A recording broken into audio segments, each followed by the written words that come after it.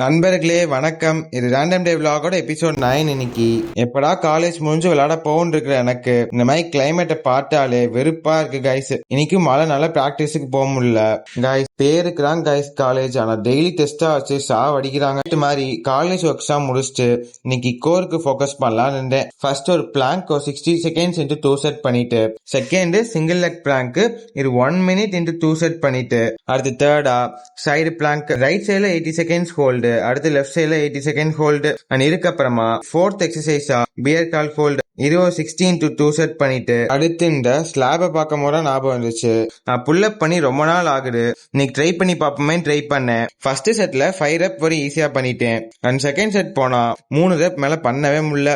இதுக்கப்புறமா 3ஆவது வாட்டியும் ட்ரை பண்ணேன், அதுல 2க்கு மேல பண்ணவே முடியல கைஸ். அவ்வளவுதான் கைஸ், இதோட இன்னைக்கு நாளை கம்ப்ளீட் பண்ணியாச்சு. என்னோட vlog இன்ஸ்டால இருந்து பாத்தீங்கன்னா ஃபாலோ பண்ணிக்கோங்க, யூடியூப்ல இருந்து பாத்தீங்கன்னா சப்ஸ்கிரைப் பண்ணிக்கோங்க.